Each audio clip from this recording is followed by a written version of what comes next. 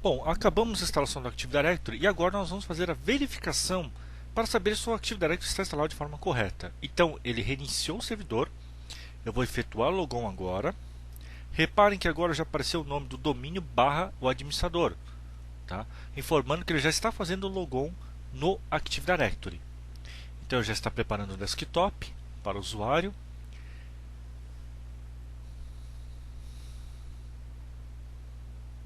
Pronto, terminou a instalação. Vamos agora verificar se o Active Directory foi instalado de forma correta. Então, existem alguns procedimentos que você pode fazer para verificar se o servidor está instalado ou não de forma correta. O primeiro passo que eu acho muito interessante é verificar se ele criou o servidor de DNS de forma correta. Seleciono aqui a opção de DNS e pronto, ele abre a console do gerenciador de DNS, onde aqui eu tenho o meu servidor. E aqui dentro de Forward Lookup Zones, ele tem que criar essas duas pastas. Uma que é underline msd6 underline o nome do ponto, o nome do domínio que você selecionou, e a outra é o nome do domínio. O que é importante que vocês verifiquem é se ele criou principalmente essas quatro pastas que vocês estão vendo: underline msd6, underline sites, underline tcp e underline udp. Caso tenha criado, é muito provável que o seu ambiente esteja bem configurado agora. Perfeito. Vou clicar aqui em fechar. Vamos clicar agora, vamos abrir a console do Active Directory. Ele está aqui em Active Directory Users in Computers, ou usuários e computadores do Active Directory. Vou clicar para maximizar. E aqui eu vou expandir, eu vejo se ele criou ou não o Active Directory. Se ele conseguiu abrir essa console e mostrar o nome de domínio, significa que ele já está conseguindo acessar o Active Directory. Se eu clicar em Domain Controllers, reparem que aqui eu já estou vendo o meu servidor que foi instalado. Tá bom? Isso aqui é muito importante. Não tire a máquina daqui. Tá bom? Você tem a possibilidade de mover ela para outro lugar. Porém, não faça isso para as máquinas que estão dentro desse container do Domain Controllers. Tá ok? Isso aqui é muito importante para evitar problemas no Active Directory. Então eu vou minimizar, vou voltar daqui a pouco nessa tela. Vamos verificar também, vamos fazer alguns ajustes já importantes. Vou utilizar a primeira delas, que é o Active Directory Sites and Services. Essa ferramenta é importante porque ela vai definir, eu tenho que informar para o AD todas as localidades que eu tenho. Então vamos supor que a minha empresa tem uma série de escritórios remotos e também tem a minha matriz. Se eu tenho redes, escritórios remotos assim por diante, e eu só dependo de TCP/IP, então significa que para comunicar de um escritório para outro, eu vou ter um roteador no meio.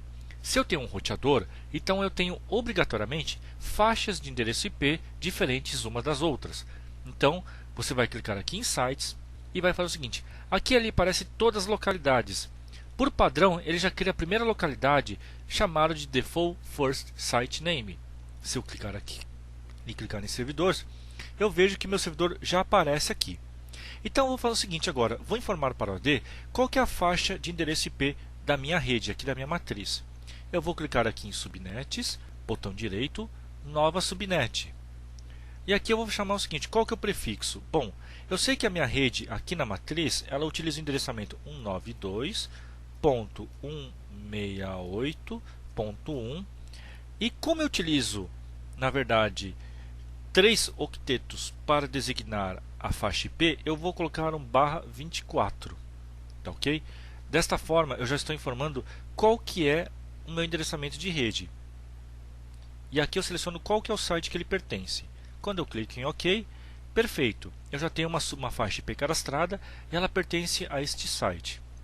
Posso criar mais sites, vários outros sites. Então vou clicar em um novo site e vou clicar, por exemplo, vamos supor que eu tenho uma localidade remota chamada de Piracicaba. Então vou clicar aqui em Piracicaba. Aqui é o link que ele cria por padrão e é através desse link que ele vai replicar os dados do Active Directory de um lugar para outro. Então seleciono o link, clico em OK e clico em OK. Pronto, já criou mais uma localidade.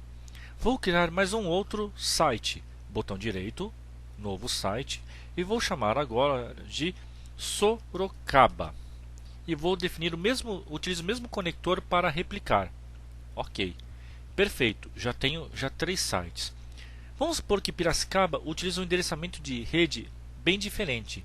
Então vou clicar em Subnets, botão direito, nova subnet. Lá em Piracicaba, o pessoal na minha rede está definido como, eles usam o endereço IP 92.68.2, tá ok? E aí só muda o último ponto aqui, que é o último octeto. Como somente 3 octetos são definidos para identificar o tipo de rede, eu vou colocar um barra aqui e vou designar quantos bits são necessários. Então estou informando que são 24 bits necessários para identificar o tipo de rede. E eu falo que ele pertence a Piracicaba.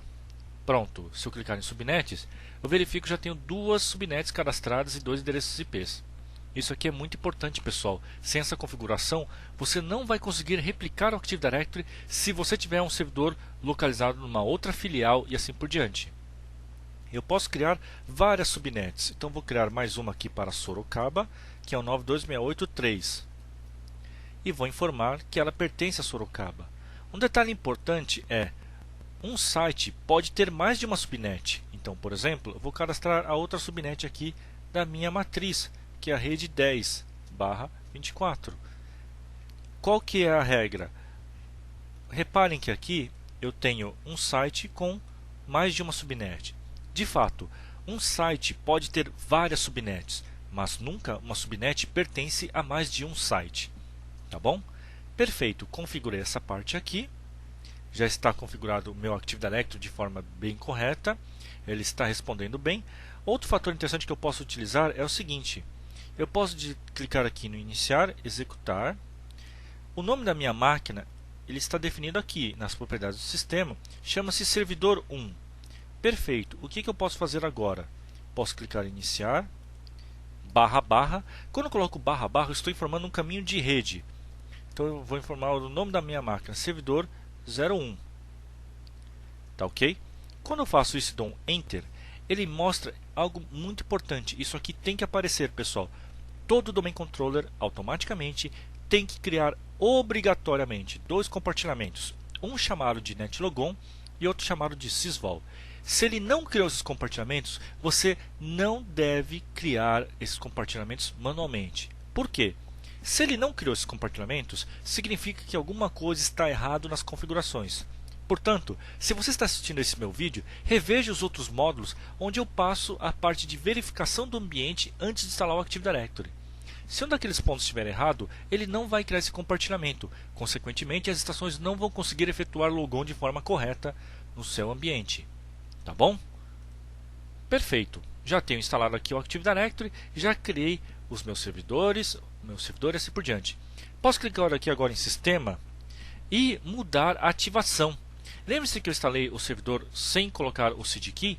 Pois é, a qualquer momento eu posso clicar aqui, mandar ativar o Windows ou trocar a chave de produto e informar ela. Tá bom? Um detalhe muito interessante é que você pode baixar o Windows Server 2008 da internet, tá?